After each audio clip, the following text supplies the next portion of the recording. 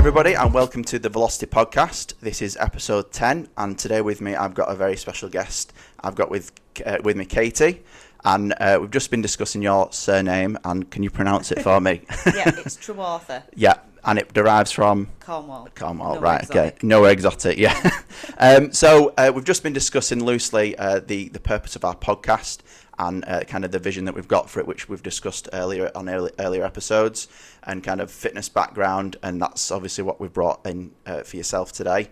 So can we have a little introduction from you, kind of your background and you gaining your qualification through ourselves a few years ago? Yeah, so I became interested in fitness in around 2016. Yeah. I did my first bodybuilding competition, then sort of just winging it really, not really knowing anything about how it all works or anything to do with sort of building muscle or dieting. And then when I finished that, I decided I was going to be a PT, or that's what I wanted to do. So I qualified with yourselves in May 2016. I worked at Exercise for Less for nearly 2 years as a personal trainer. It was successful, ran my own business. And then I stopped personal training last year because the structure at Exercise for Less changed. So instead of it being self-employed, you became employed by the club, and that was not something that I wanted to do. So I continued my business at another gym, a small family-run gym, but it just wasn't working because there wasn't enough traffic. Not enough footfall. People coming through. And I sort of just lost interest a little bit with it then. Right, okay. Because it wasn't making any revenue, and I was doing it because I enjoyed the job and I loved the people that I worked with. Yeah.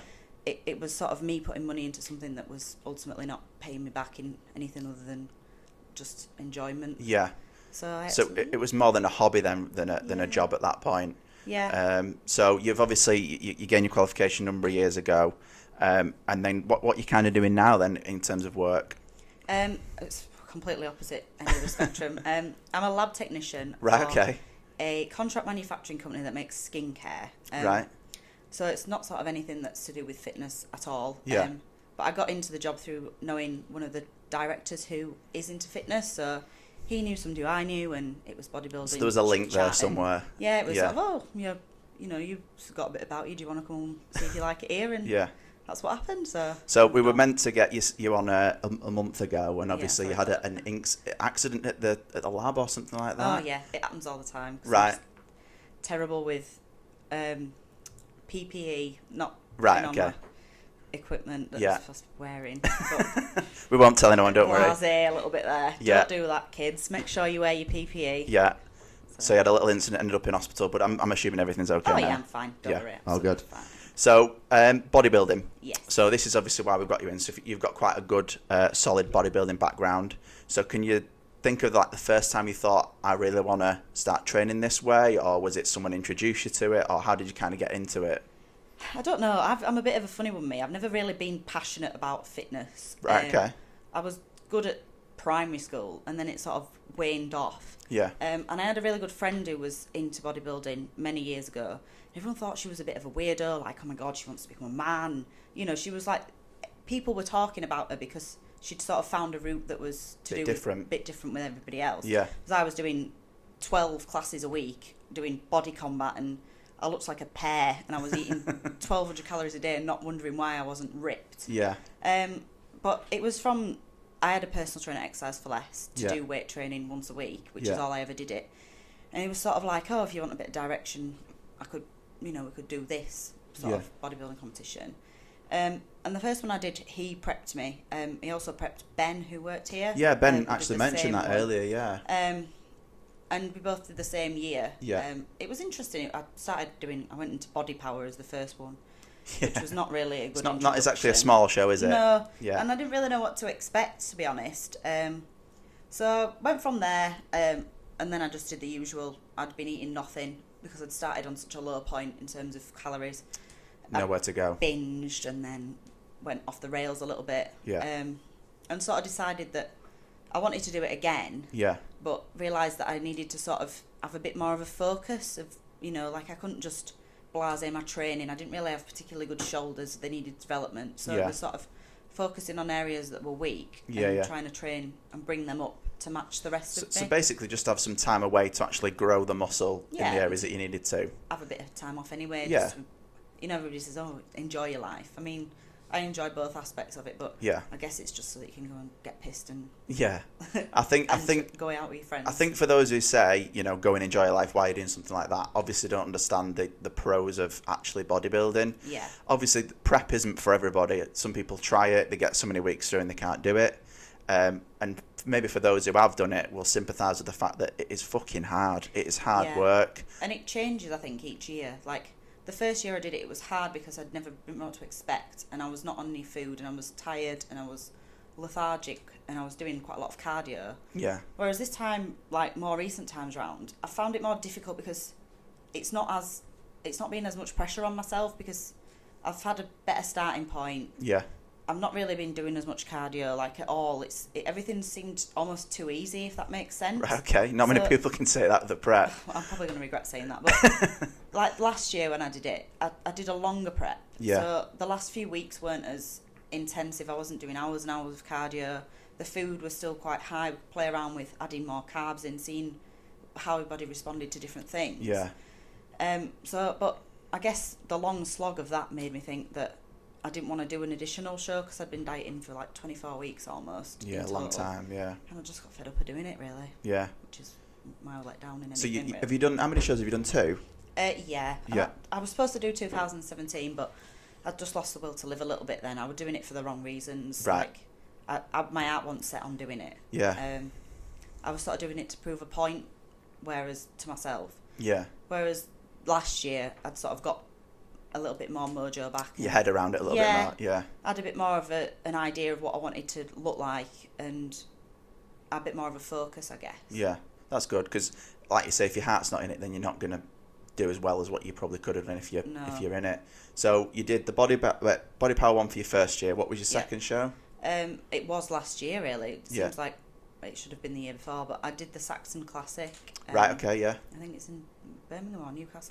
Is that PCA? Yeah. PCA. Yeah, PCA wasn't around the first year I did it. It was IFBB and NABA were the two main federations. PCA is taking over a bit now, isn't it? Yeah, I think IFBB got a little bit discredited from there being sort of some, I don't know if it was true, rumours about, like sort of judges having little whispers in their ears. Yeah. People winning who didn't deserve to win because they didn't look good, but they knew somebody who was on the judging panel. It's not how good you look, it's who you knew kind of thing. Yeah. I don't really know whether that was true, but I think everyone's got an opinion on one federation or another, probably saying the same thing, to be honest with you, haven't they? Yeah. Like this I've seen it before, and you probably have as well, where someone who's actually competing on the day, one of the judges prep them. Yeah. That's quite a common occurrence that I've heard and seen. So it's not hard for people to kind of jump to that conclusion straight away anyway, is it? Yeah, and I mean it's all to do with social media as well. It's the social media following. If so and so's got 20,000 followers and they're standing on stage next to somebody who's relatively a nobody who might have just mind their own business and just got on with it, they've shouted about it a lot more. More people know they am, even if that's not warranted. Yeah. They have a bit of a presence, whereas somebody who's not really shouted about it might not necessarily have stood out to anybody in any other way than on the stage. Rather than being just judged for the physique on the stage. Yeah, it'll be, if that's they win a point, trophy, actually. then the PCA might, be more popular because so-and-so's got 20,000 followers. Yeah. And them winning that and their trophy will, generate a lot more popularity for PCA. See, I've never thought about that. That's a really good point. For somebody who's not anybody, for someone who's got 30,000 followers, where they're going to get the most exposure for their brand. Yeah, and it's not difficult, I think, to have that amount of following. If people live by it, and there's so much smoke blowing up people's asses now from, everybody does bodybuilding. Yeah. Everybody's a bikini competitor. You Yeah. walk into a gym, no girls wearing any clothes. They're all wearing matching Gymshark sets. They're Yeah. all being prepped by so and so. Yeah. They're all taking pictures of themselves in the mirrors, and it's just like you're no different to anybody else anymore if that's what you're doing. Whereas when I first sort of did it, it was a bit different because I was like the only person in exercise for less, apart from one person who'd ever done it before. It was a female, and it was unusual almost for somebody to be able to do that or go through that process. Whereas now everybody does it. The more the years go on, the more popular it becomes. Yeah. And it's good for for people and for the hobby and for, I know you don't call it a sport, but for the sport. So it's kind of good in that respect. And obviously the fitness industry, as we know, is has never been as big as it is now. Oh yeah, and if it's better than people not doing anything, and if the exposure of people doing bodybuilding competitions can allow a normal person to be confident going into a gym, and you know, for example, a woman who, when I first started personal training, a lot of women were scared of going in the weights area and scared of looking like a man and scared of all of this sort of mentality, whereas now it's, if somebody who's competed can bring that person into a gym and make them feel a bit more confident and make them feel a bit happier in their own body, you know, and teach them something, then that exposure's not sort of just gone amiss, really. I suppose it's breaking the stigma, isn't it? I suppose. So, big question: have you planned to compete again anytime in the future? Yeah. Well, I'm on a prep now. All right. Okay. I'm rolling my eyes out. But I've not set a date, really. Wasn't aim for the end of the year. Yeah. But I've never prepped over summer before, so I find it a lot more difficult. So you're thinking like September, October time? Yeah. I don't really know what class either. Right. I've built a lot of muscle over the last, well, I've had a year off now. Right. And I've had a lot more focus on sort of like, I always thought, I'll bring up the weak areas in the past, but I've not really done that really necessarily. I thought I have. Yeah. But I've just been lucky in that things have grown, even though I've not necessarily been doing the correct form, or because I used to live off progressive overload, and every week I'd want to beat something in a book. Always pushing for bigger numbers. Yeah. Yeah. That's fine. It looks great if you're in the gym and you're pressing more than a bloke, or you're squatting more than that other person next to you. Yeah. To make 6 reps in a book, but 3 of them reps might be shit. Yeah. And the first 3 might be half reps, or, you know, you can only necessarily do that once. Yeah.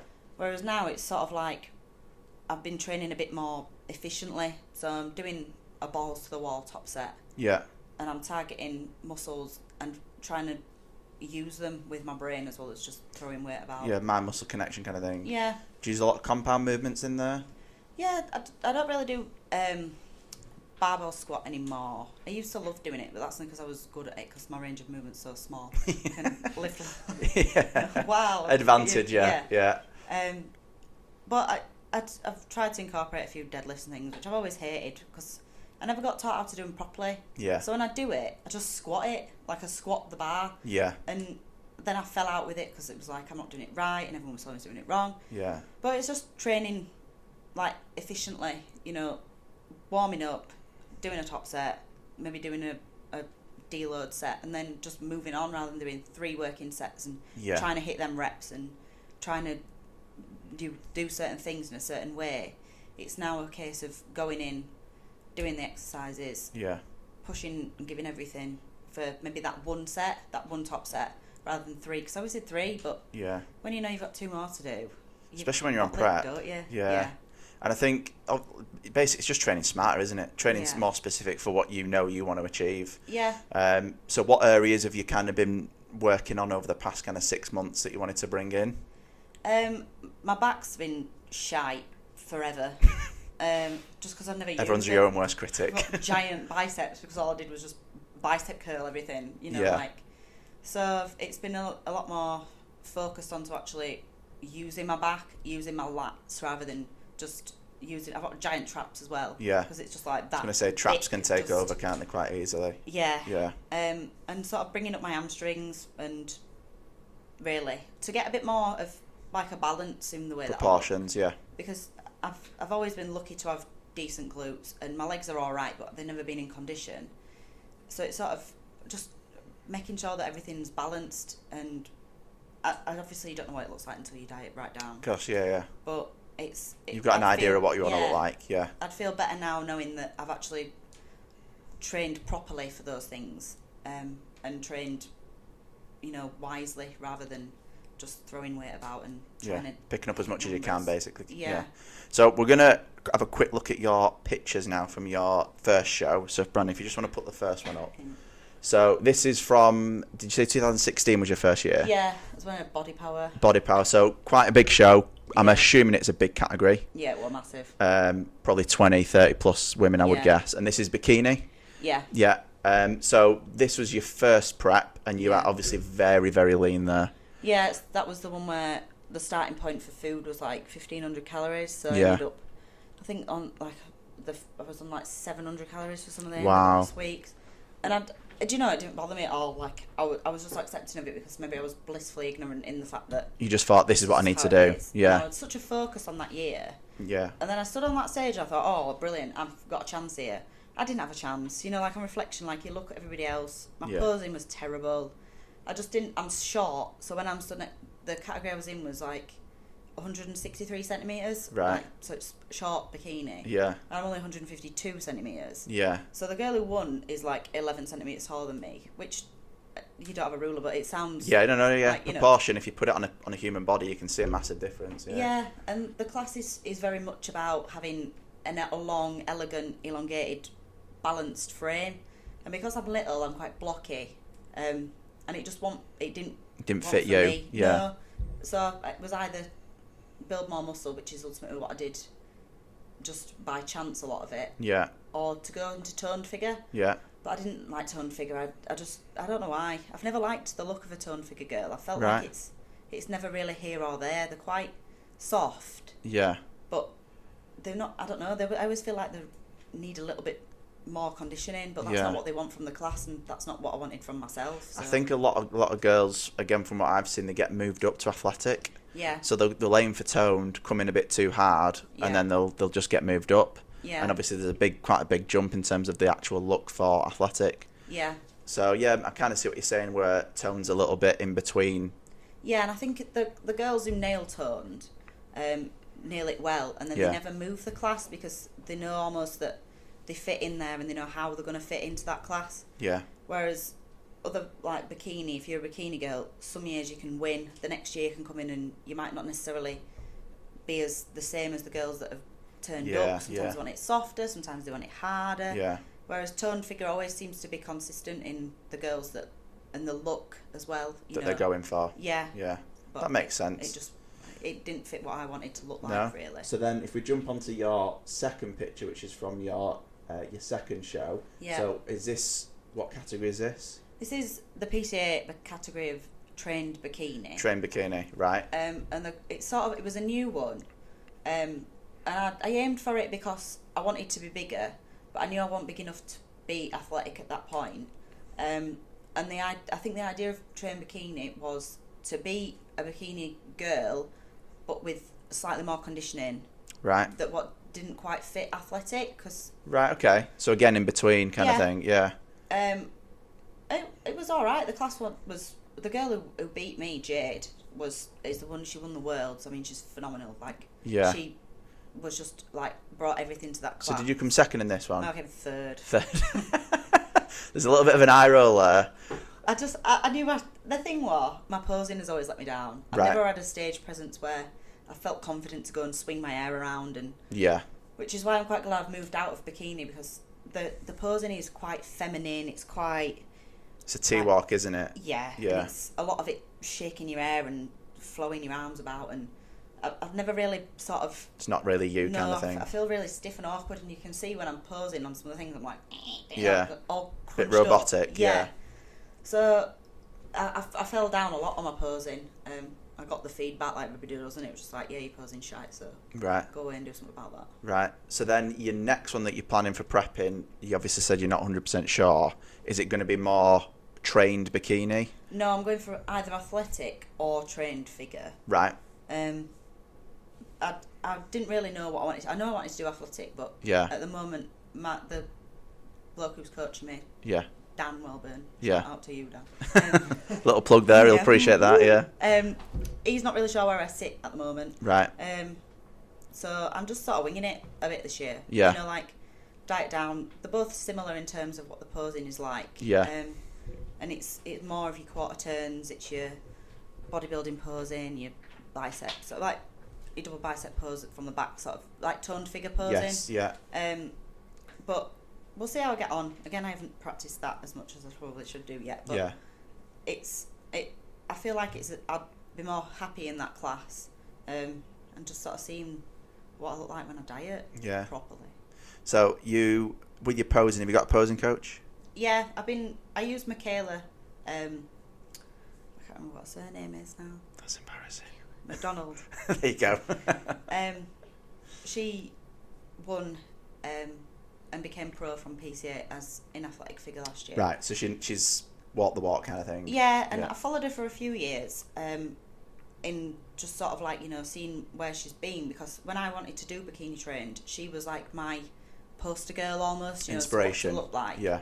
And then she moved up to athletic last year, and I sort of like thought, right, that's where I want to be again. Yeah. Because she's got like everything really about in that she does. She's got the structure, she's worked hard to build the muscle, and she's down to earth. She's not like taking it and, you know, flown that flag around and like started charging astronomical prices and started like thinking she's better than people. She's still really grounded, and she's still really real in who she is, which is not something that you necessarily get now when you come into this. So if you can just put the first picture and the second one together, Brandon.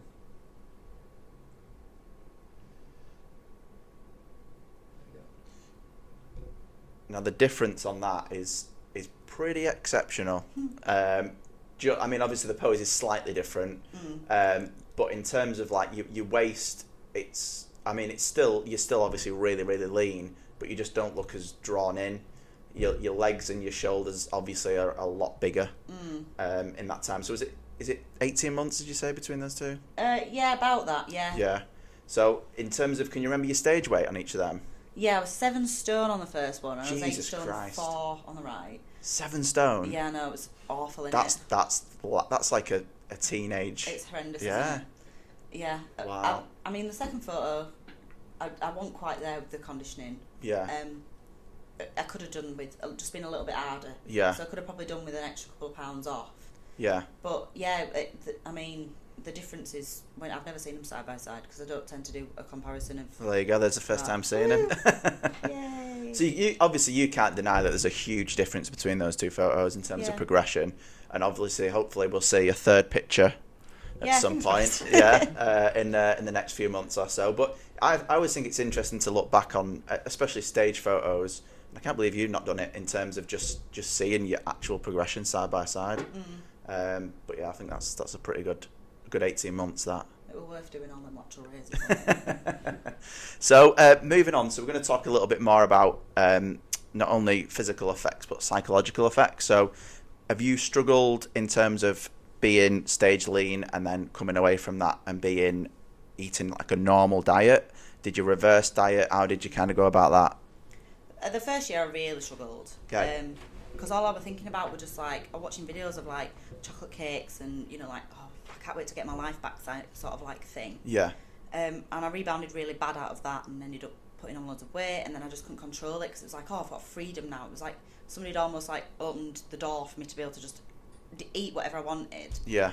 And I suppose psychologically from there, it was like I was carrying a lot of water weight, especially after I'd come off it and I was like shoving everything in my mouth that I could possibly see. Yeah. So I struggled a little bit from there, and then sort of just plateaued at being a happy medium with myself. I didn't really look like I trained, to be fair, in that time, because the muscle development sort of came around the time that I competed last year. So I just sort of looked like a normal person, I guess. Yeah. From last year, I guess, psychologically it was a little bit easier because I knew when I'd come out of it that I was done then. There was an opportunity for me to, you know, do another show or to even look like, I looked at doing a wellness class, but because I'm quite big upper body wise, it would have meant that I'd have had to cut that off, and fair enough, but it wasn't what I wanted to be again. No, yeah. So I just enjoyed my summer. I had an off-season plan, which I followed, 90% of the time. And I say 90% of the time because a lot of it is not saying no to social elements of your life. If your friends want to go out for a drink or you're going out for a meal, it was like, yeah, of course I can do that. So then it wouldn't matter necessarily about what I'd been eating during that day. Of course, yeah. But in the off-season, I was all right. I was happy with the way that I looked. I were a bit fat, but that were all right. I was happy with what I wore. Yeah. And I were accepting that I couldn't be stage lean all the time. Yeah. Whereas this time round, like, I suppose being from that off season where I was fat to then doing like an off season where I had some cardio, which was the end of last year. Yeah. To then sort of now where the off season at the beginning of this year when I started with Dan was more a case of, right, we're just going to see how your body responds to this plan. We're not going to put any cardio in. We're just going to see how you stand as a person eating this amount of food, and then we'll tweak it from there. Yeah. But I've become more self-conscious now, being bigger and becoming leaner as a woman, because normal people, I'm going to say that really. Yeah, I know what you mean. Inverted commas way, yeah. Stare at you a bit like you're a weirdo because you're a muscular woman, if that makes sense. Yeah, makes sense. And it's obvious that you are. So I tend not to I don't know, I'm a bit more wary about what I wear, especially now if I'm going to diet and get leaner. It's fine in a gym, it's fine if you're walking around with other people, but like, if I nipped into the supermarket when it was really hot last week and I had just come out of the gym and I got like a vest on, the people like looking at your arms, I was like kids, and they're like, oh, wow, look at them muscles. And I'm like, so makes just me feel a bit more self-conscious in that way. Yeah. And so that's more actually when, not even necessarily when you're lean, just year round basically, it's since you've gained that muscle. Yeah, it's obviously more obvious when you diet when you're lean, because it's not just like you're unsure whether that person's fat or whether they're, Yeah, you've got striations in your delts, that kind of thing. Yeah. So talking about obviously psychological effects in men as well, do you know anyone who's kind of suffered, being in the world of bodybuilding, who's suffered with like dieting after they've competed or struggled with body image more so? I guess so. I think, obviously from my perspective, I've not really seen it as much, and you see a lot on social media with the women doing it, and the problem I have with it now being all over Instagram is that people are really quick to turn around and say, oh, I love bodybuilding, but I'm so glad I'm on off season, I can have my life back, and then everyone's like, oh hun, you look great, and blah blah blah. And it's like, yeah, it's nice that everybody's supporting one another, but to what extent is that support actually true? Do you know what I mean? Like, I can look at a picture of somebody and think, wow, God, she's put weight on, but I know that she's might be doing an off season, but I don't care if she's, like, comfortable or not. It's that validation from the other people that they seek, that I've put a bit of weight on, and instead of like what I did last year, which was I put a bit of weight on, it's fine, I'm not going to wear a crop top anymore because I don't feel comfortable in that. I didn't put anything on about that made me sort of want validation from other people, which is a lot of it that people are doing now. In terms of men, I guess I don't really know, like, I've sort of had relationships with people in different aspects of bodybuilding, so somebody who was doing it at the same time as me because I sort of was doing it as well, and then somebody who'd done it in the past too. I sound like a right slag now, don't I? Somebody who'd done it many years ago, right, and then never really had the motivation to do it again. But I think a lot of men can get away with it a bit more because naturally men don't get fat as easy as women, especially if they're training consistently and well. You've got a little bit more leeway. But I can imagine it is hard because, they'll get attention from people. It naturally brings attention. Whether that be in person or whether on social media. And then when you're not sort of looking like that, I guess it can be a bit more like, oh, do people not think I look good anymore? Or, like when you look at yourself in the mirror and you can't see your striations, or you can't, necessarily... You can't see your abs as much. It must be hard for a lot of people if you don't feel comfortable in your own skin. But it's just getting to a point in yourself, which is what bodybuilding has done for me, is that I've become more comfortable with myself either way. Do you know what I mean? Like, I don't do it for anybody else other than for myself. And I don't do it for validation, or I do it because if I didn't train, I would be really fat. Because I like food. And I'm little and I hold weight really badly. So it's a pain that. So for you then, it's never been about validation from anybody other than you being comfortable and proud of what you've achieved for you. And I think that's where a lot of people fall down, is where they almost want a new profile picture on Instagram, or they want people to tell them how amazing they look, like you've just said, and reinforce that, what they're doing's good or what they're doing's acceptable. And it's every day what they're eating, what they're training, picture me in the gym, picture me doing cardio, picture me doing this, and it's sort of like, it is a community, it's a bodybuilding community, but it's very divided in, I guess, that people that are sort of got the stance of it where it shouldn't be bikini, it shouldn't be for the money, it shouldn't be for the exposure of it, it should be for what bodybuilding is, which is Arnie, which is people who, bodybuilding classes, which is, I think a lot of time NABA didn't have a bikini class because it wasn't. It was just bodybuilding, wasn't it? Whereas, and now it's more fashionable, and now it's become a bit more of a brand, a bit more of a, like... It's trendy almost, isn't it? Yeah. To do it. It divides sort of people. But I don't know, really. I mean, if you get out of it what you want, and as long as those people who love to publicise themselves on Instagram or whatever are doing it for the reasons of themselves, and are genuinely proud of who they are, and not because somebody who they don't really know has said that they've got great abs. Yeah. Whatever. Just get on with it. Whatever floats your boat, kind of thing. Yeah. So we're going to talk about a little bit of a taboo subject now, which is steroids. Now, there are natural organisations which do testing. Most of them, I believe, from what I know, you can correct me if I'm wrong, say that they do testing on a lot of them. Whether or not they test them or not is obviously another matter. What's your kind of history with steroid use and that kind of thing, and your exposure to it in terms of like other people using it, trying different substances, that kind of thing? Yeah, well, the first year when I did it, I didn't really take anything. I just took like Clen. And I was really almost like against it, but that's because I didn't really know. Yeah. So a lot of people that I work with in Exercise for Less were taking steroids. Anybody from your standard gym goers, people who were doing it competitively. Yeah.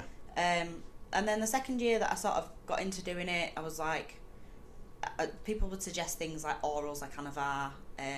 So I sort of did a few cycles of that. I didn't really notice any much difference in myself. People were like, oh, you get stronger, whether that's a placebo effect or not. Yeah. And it's difficult to get hold of Anavar rather than it be like D-Bol or Winstrol or something like that. Yeah. And then I did the standard, when you diet, you put in Clen. I did T3, which I don't really know whether that's... I won't probably mess around with that again because it's a bit terrifying. It's a thermogenic, is it? It's just a fat burner? It's your thyroid hormone thing, right, isn't it? Okay. So it messes around with that. So it takes over your own natural... So it speeds up, yeah. And then you're supposed to like wean off it, I think, or until it's... But it doesn't necessarily peter itself out. Right, okay. And then sort of last year in the off-season bit, I cycled Primobolan and Anavar, but hit and miss, because I've always been... I never wanted to viralise specifically, like, obviously nobody wants to viralise, but it's difficult with women in terms of steroids because you don't see an instant result, not that you do with any steroids. Yeah. But, if you're saying you're doing something like Tren, you're going to get the side effects from that quite soon. So in your brain, psychologically, I imagine you think, oh yeah, it's working because I'm sweating more, or because I'm irritable, or because I can't... Or I lifted a little bit more weight in the gym. Yeah. Whereas I think the women's ones, because you're not... It seems, I take half a tablet a day. Yeah. Sometimes I can imagine it's easier for somebody to think, oh, if I take one, then that'll make me bigger quicker. Of course it will, yeah. And thankfully I've never really thought about, I've always thought of steroids as a tool to assist in what you're doing. Yeah. People might think it's cheating, which is fine, whatever, or might not understand what it is. But I've never thought of it as an easy way to get to where you are, because you can walk into a gym and say 90% of the people in there will be taking steroids in some degree, whether that be orals, injectables, whatever. But not all of them will look ripped, shredded, massive, because steroid isn't a quick fix to getting muscle, to getting lean. It's like an aid to help the process be a bit quicker, I guess. Yeah. Well, that's what I think, but what do I know? So, well, I think a lot of the general population, most people who either don't go to the gym very often, or even if they do, but they're just generic gym goers, think that as soon as you take a steroid, within 6 months you're like Arnie. Yeah.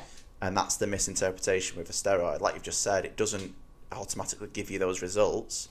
No. It speeds up the process. It makes it easier to add on lean muscle, depending obviously what you're taking. Yeah. So have you only ever taken oral steroids? Yeah. No, never injectables? No. Yeah.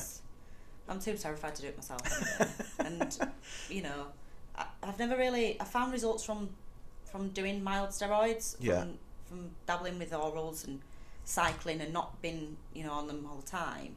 So I think that I can achieve from that. Why take any more and necessarily go further with it, have the side effects that I don't want? Because I definitely don't want to viralise. I've got a deep voice anyway, so if it gets any worse, then I really don't want that. And you can see the differences in people, and for me, I'd want to try and maintain a bit of femininity. Like if you look at Rosie Hart, aka Rosie Rascal, she's got a naturally, pretty feminine face, but she's got quite a hard physique.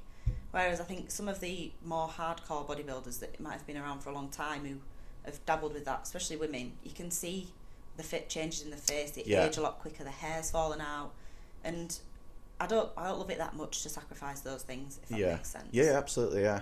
So obviously you've obviously like you've just said, you've tried a few different oral steroids. That's, like you say, it's been helped you along the way, but it doesn't do all the work for you.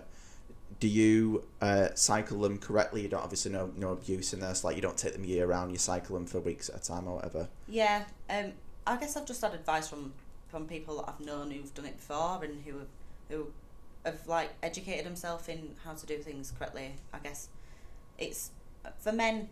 There's so many more options because obviously injectables are more effective on men, and you can not necessarily don't have to cycle. People don't cycle it a lot of the time because in PCT, when you're coming off, it's the difference in yourself and the difference in how people train and the difference in the recovery. And so you correct me if I'm wrong. PCTs, is that to regulate your hormones back to the regular after the steroids? I think so, yeah. That's what I know it as anyway. Yeah. And then obviously if people are taking the steroids, like you say, just getting the advice from the correct people, making sure you don't do anything you shouldn't do, really. Yeah. I mean, another point that we're going to discuss is obviously the growth of the industry. So obviously growth of the industry, more gyms are opening. Not only that, more people are after steroids enhancements. Yeah. And it's, like you say, it needs to be done correctly and with the right guidance, really. So you don't want a 16-year-old lad walking into a gym or a girl and asking, can I have some steroids? And, you know. Yeah, it's like you said before, it's losing the stigma that steroids is the be-all and end-all of muscle gain or, you know, fat loss. It's trying to educate people that it's, you know, like a performance-enhancing drug almost. Yeah. It's like having, if you work better when you have a cup of coffee in the morning because you're more alert, like that's almost a performance-enhancing drug because stimulant and you know, you're more focused. And if a steroid can aid you in, you know, gaining muscle, it's an aid. It's not, you know, a generic sort of like. It's not a magic pill. pill. No, exactly, and it is that education of people and of how to do it correctly, and do you know, it's so easy to do it now though because there's videos of famous bodybuilders, you know, especially men, like on YouTube of explaining their cycles, explaining what they do, explaining why they do it. Yeah. And trying to get that message to people who are in the gym and that it's not, like you said, a magic pill. And it's got to be done properly. Have you heard of Aaron Lambo? I think so. Probably done it. He's a bit like Marmite. You either love him or hate him, I think.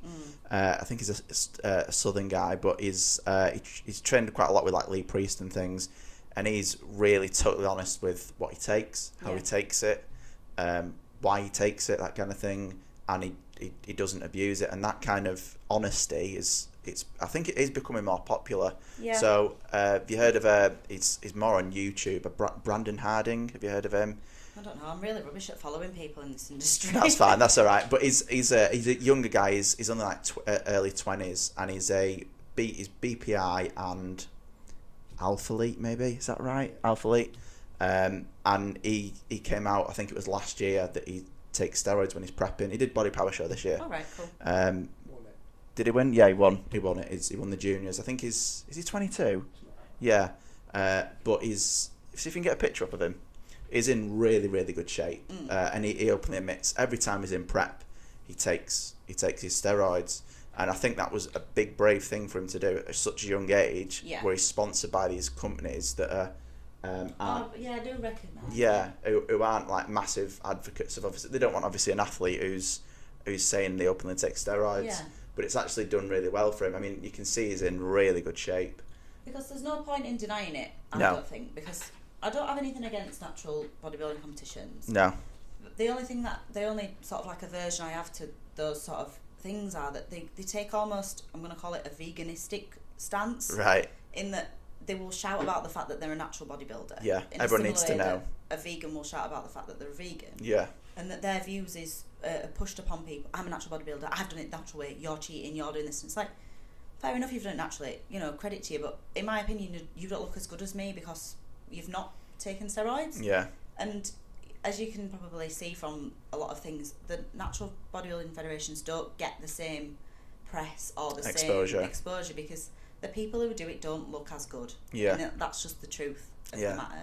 Whether that, you might get a couple of genetic freaks who come out, you know, like it are just amazing because the genes are so good. Yeah, good genetic makeup. Yeah, but most of the time, I think, you know, it's the people who are in bodybuilding, most people openly admit to using steroids, or Yeah. will say, yeah, I've done it, or will... I've tried it, Yeah. or whatever, yeah. And there's no shame in that, and Yeah. I don't think there's shame in that sort of community that people are doing steroids. Yeah. But then again, it's the people outside of bodybuilding, outside of competing, outside of that sort of Yeah. life, your general gym goers or your general population, who either take the stance of, yeah, I'll dabble in a bit of juice and see if it works, but I won't diet, and oh, it's not working, it's shit, I hate steroids, they've not worked for me, because they'll do an hour in the gym and then they'll go home and eat loads of shit, and then they'll inject themselves, won't do any cardio, and it's sort of like putting in like 50% of the effort. Yeah. And then you've got people like, just general people, say my mum and dad, or people who I might work with, who might think that me admitting that I've used things is like, whoa, oh my god, I can't believe you've done that. Like, Yeah. it's that view that I'll either immediately turn straight into a man and I'll have a beard by tomorrow, Yeah. or that my body's going to shut down because all of a sudden my liver's going to pack in because I've started taking all these unregulated steroids. And Yeah. if you're going to take, I'm not going to call it risk, because I think a lot of steroids are, people get them from trustworthy sources most of the time. Yeah. There are pharma brands, there are people that have got a bit of a reputation for selling stuff which is good and it works and it's not fake. And the fake stuff gets exposed really quickly because the word spreads so fast around Yeah. people. Yeah. I don't know what I was on about then. I don't know why I brought that up. Just completely lost your train of thought. I was thinking about steroids. Yeah. Just love steroids. Have you heard of another? I'm gonna say another name, and you're probably not gonna know. Jeff Nipout. No, I'm terrible. Right. Honestly, I'm rubbish at this. Jeff Nipout. So Jeff Nipout is a Canadian lad, and he's a natural. So like you said, genetic freak. So a little bit like you. I think he's about 5'2", 5'3". Oh yeah. So he's tiny, and he's done natural federations, and he's talked about, like, he did a show when he was on the verge of taking, like, I think it was Tren or Anavar or whatever. But he proclaims obviously that was his first show. Yeah. And he's natural, and like you just said, if that's kind of what the route that he wants to go down, that's really cool and good for him. But obviously, if you want to take steroids, that's your own choice, isn't it? Yeah, of course it is, and it works either way. I mean, I don't think anybody should discredit anybody else on their decisions, because if you want to take steroids and it works for you and you like doing it and it gives you the look that you want and you're happy with that, then that's fine. Yeah. But if you don't want to take steroids and you're happy competing in a natural federation or not competing or looking a certain way and you think, actually, I don't want to dabble in that, that's not for me, then you both camps should be happy with each other. It's two choices, and as long as you're not hurting anybody else. No, and as long as you're doing it properly, or you're not slagging anybody else off, because there is a lot of that slagging off in bodybuilding, fitness, not just in generally in anything as a whole. Yeah. You can walk into a gym, probably not this one like Premier World, 'cause it's alright, it's small, it's quite like, it's not a bodybuilding gym, I don't think. Yeah. But if you walk into like Ultraflex in Leeds, everybody's staring at each other, giving each other the eye, doing videos. Like I said earlier, the women have no clothes on, they've got Gymshark Maxi sets, they're taking pictures of themselves in the toilet, the men are all in stringers with their nipples hanging out. And you just think, everybody's giving each other side eye, but then on the internet they're all pretending that they're best mates. Yeah.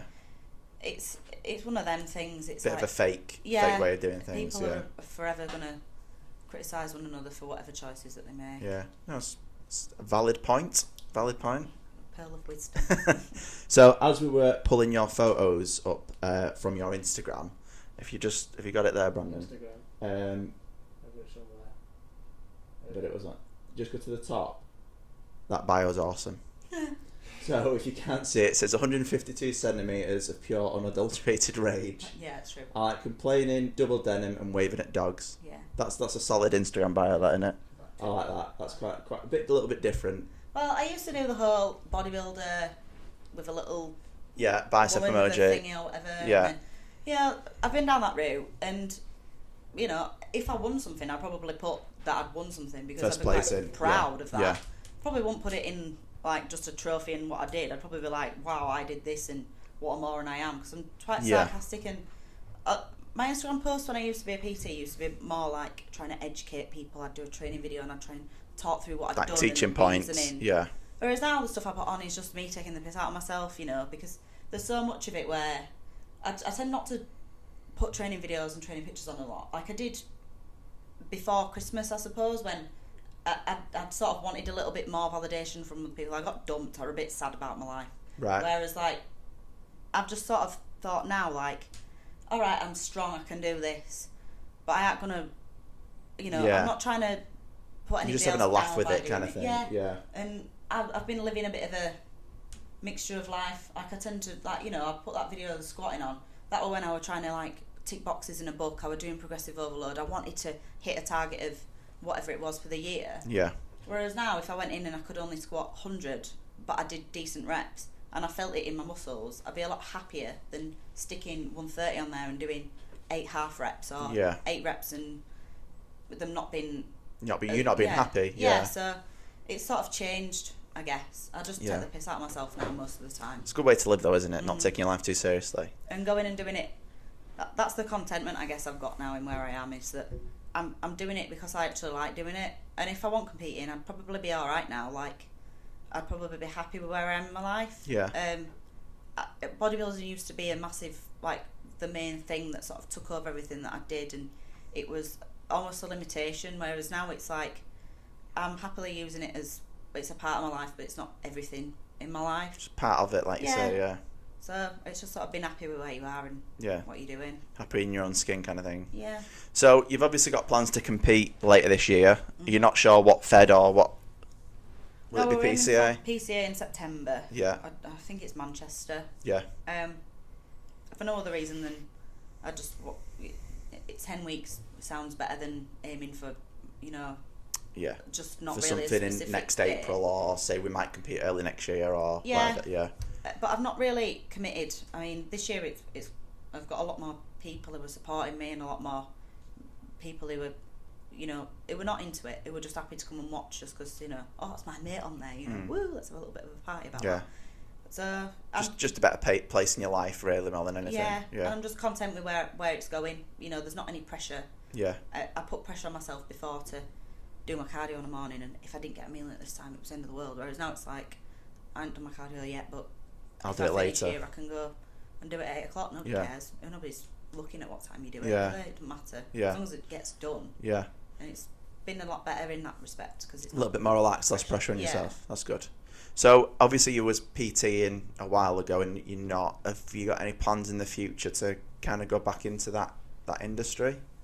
I don't know really. I think I really love doing it. Honestly, it was like the best job I've had, because it's so varied. You get people who've all got different goals, and people who've all got different things in their life, and you sort of see where that PT session fits in for them. So a lot of it's social. You know, they're coming to get out almost. They're coming to tell you about their life, their family, their kids. Sometimes people are getting ready for a wedding, or I had like a couple of blokes who were interested in bodybuilding, but they couldn't necessarily find somebody that they knew that they could have the same conversation with. You know, maybe some of them fancied me anyway, but I'm not going to say that was a bad thing because they were giving me money.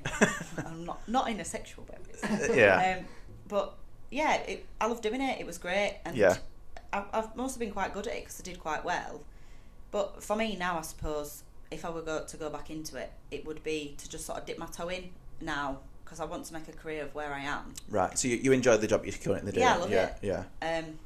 But I don't mind doing a few classes and things, and I used to do some spin classes here and there, and sort of just to dip my toe back into it a bit. Yeah. But I'm not going to say never say never. Yeah. I mean, I'd have to start from the beginning again and rebuild my business back up, but I'd probably be at a better point now, because I've been in it before. I've had a bit of time away. You got your seen where it experience. goes. Yeah. And I just think if you've just said it's the best job you've ever had, and it seems a shame to think that you might not at least try at some point again. Obviously, it doesn't have to be next month, next year. It could be 5 years down the future. Yeah. But if it's obviously it is a passion for you. The weight training, that lifestyle. I think it's because I'm so lazy that I found weight training and bodybuilding is the easiest way to be lazy, because you do something for an hour and you don't necessarily break into a massive sweat like if you're running. Yeah. And then the more muscle you get, the more food you can eat without getting fat. And I'm like, this is just a win-win situation now. Like, what? So basically, you've been doing this for the past almost 3 years, so you can eat more food. Yeah.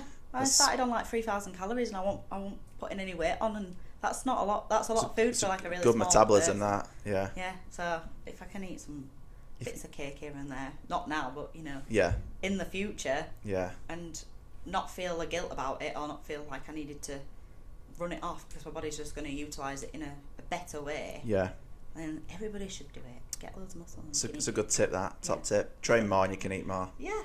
What about, obviously, you're in the world of bodybuilding, if you like. Would you ever go down the route of, learning to be a coach or even a judge at some point? Does that ever appeal to you? I thought about coaching before, but I don't know. I don't know whether or not I'd bother with that. I think you've got to be a certain sort of person. It's not just coaching somebody and telling them what to eat and telling them what to train. A lot of it's emotional. Somebody's having a breakdown because they look this way, or somebody brought a box of donuts into work and they smelt it and they were going to cry. It's that emotional support as well with somebody. And a lot of different coaches will offer different things. Some people will be like, yeah, whatever, just get on with it. If you're a bit upset, it's fine. I'll tell you that you're all right, but I'm not going to blow smoke up your ass. Yeah, I'm not going to baby you kind of thing. Yeah. And then you'll get other ones who are like, bigging up their clients and saying that they're the best thing they've ever seen, that they've got the best waist they've ever seen, or they've got the best abs they've ever seen. I couldn't do it either way. Yeah. I get too emotionally involved with people, which is because I want them to do well. Yeah, and I want just them invested to in what succeed. they want to achieve, yeah. But then again, I couldn't lie to somebody and say that they were going to do well even if they were, or if they'd come to me and said, oh yeah, I've been sticking to my diet but I've put 2 pounds on.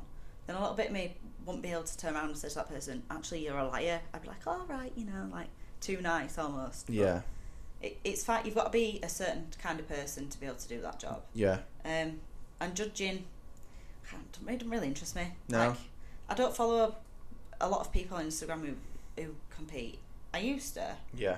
And I don't follow people who've won shows and sort of keep up to date with what's going on, because it doesn't interest me that much. It's only if somebody says, oh yeah, have you seen this person's physique? And I'm like, wow, yeah, they were great. And then I'll have a look at them and think, oh, amazing, wow, she's brilliant, or he's, amazing. I'll follow them. But judging, I just think, nah, Not for you. No, it's difficult to compare without having your own opinion. It can be quite biased, I guess. Yeah, it's quite unique, isn't it? Yeah. We had Kirsty on a couple of weeks ago with Ben, and she's recently started judging just smaller shows. So she's doing the one in Cass at the Civic Centre. Yeah. And she's quite new to it. And Ben asked the question of, is it down to your own personal opinion? And she said it is, but there's a list of criteria that need to hit. Yeah. Which I didn't know and Ben didn't know. So they've got to hit a certain criteria. So whether it's proportion, symmetry, blah, blah, blah, whatever the category is. And they've got to use that as a guide. Now, like you've just said, you could kind of interpret it like yourself and almost not follow it as much as you should. But at least there's something there, or there should be at least, for you to kind of follow.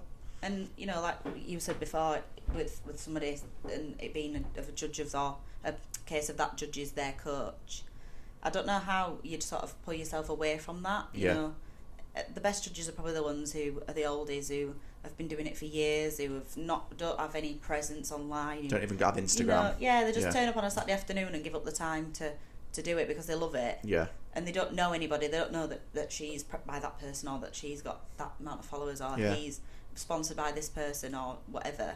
They just go and give it on merit, and I suppose that's what it should be like. But I don't know if certain people can detach themselves from the fact that if they get that person becomes first, they get a great sponsorship deal, they get exposure for the brands, and how much of that is detached from that person's view already when they know that in advance. Maybe like you said, maybe you have to be a certain type of person to be a judge, as well as being a certain type of person for being a coach. Yeah. Obviously different traits, but like you say, it's quite a unique thing to do, isn't it? And like you say, be totally detached and unbiased from. Yeah, and I mean, especially for blokes who coach women, I can see why certain, partners, for example, might be a bit more apprehensive about the partner looking at pictures of women in their underwear and, taking up to the room so you can see them posing in the thong.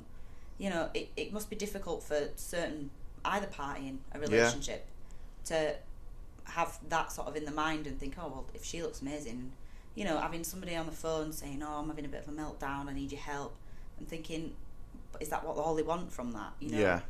But it can be hard. It's not a job for everybody, and you've got to have trust on all aspects. And as a competitor who's been prepped by somebody, you've got to understand that you're just one of many anyway. You're not necessarily special to that coach. They want you to do well because you're paying them, and it's their reputation, probably. Exactly. Yeah.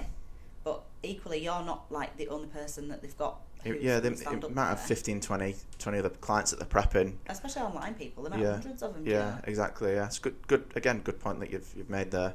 So usually at this point we kind of plug your social media and all that kind of thing.